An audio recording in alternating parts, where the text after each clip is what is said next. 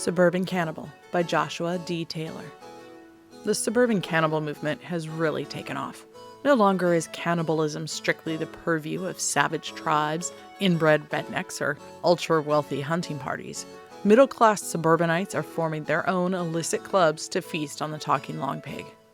The public can't stop gossiping about this latest trend in dinner parties. Everyone is completely taken with the fad that is sweeping the nation.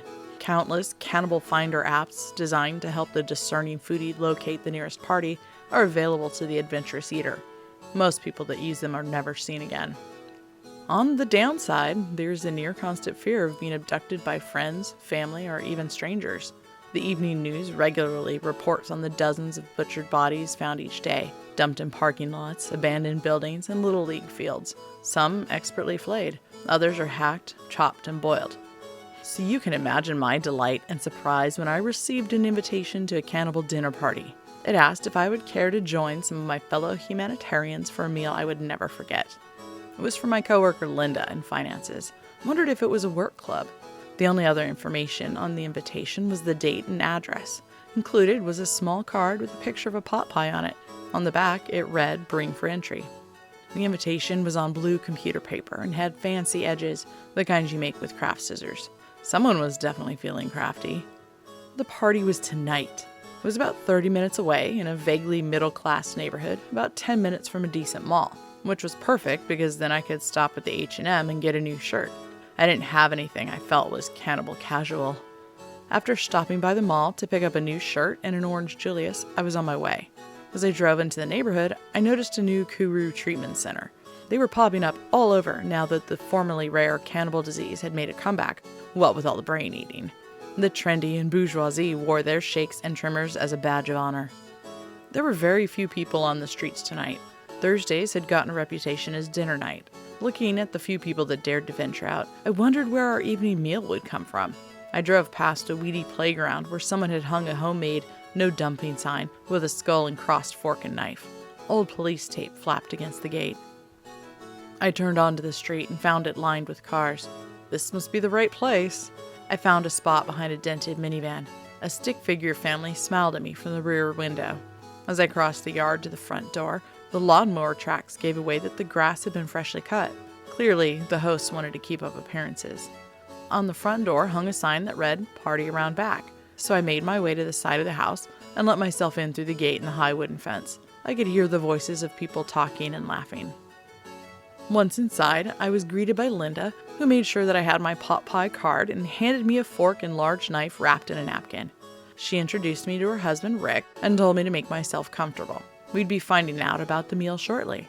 There were several long tables with folding chairs, and the backyard was decorated with tiki torches that someone had forgotten to take the manager's special sticker off of. There were a little over a dozen people, and I began talking to a small group that included a few of my coworkers. My stomach growled impatiently.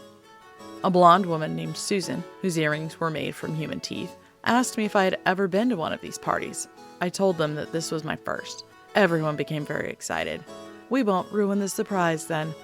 "You're in for such a treat." "How many have you been to?" I asked. "Oh, I've made it through 5 so far," she said. Everyone in the group seemed very impressed. "I guess it's a lot of people to eat. It's more than some serial killers." "This is my second," said Valentino next to Susan, "but I think this is it for me. It's an amazing experience, but I don't think I can take the risk anymore." Was he talking about the police? "This is my 3rd time, but I've always felt the odds were very favorable," remarked a cheery woman from work whose name I never learned. "What odds?" I asked. I was beginning to feel a bit like I'd been invited to play a game without being told the rules. Susan gave a stern look and began to open her mouth when Linda's voice rose above the crowd. "Okay, everyone, it's time to find out what we're having!" An excited murmur traveled through the crowd. I immediately lost interest in the conversation and turned toward Linda and Rick. They were standing behind a large covered platter. I suddenly felt disappointed.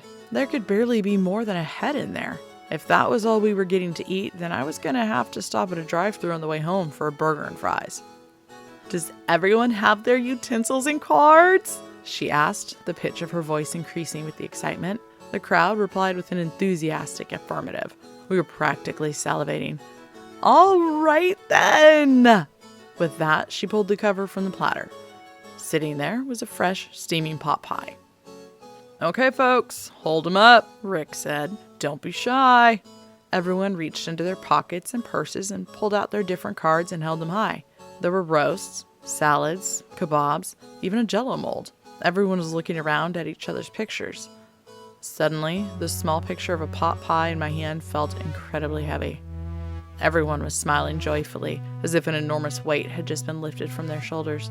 The people around me looked at my hand with suspicion and hunger. I slowly lifted up the picture and showed it to everyone. Chosen for your first time. That's tough luck, Susan said. We'll miss you at work. Let's eat, Linda said. Everyone raised their forks and knives and descended on me.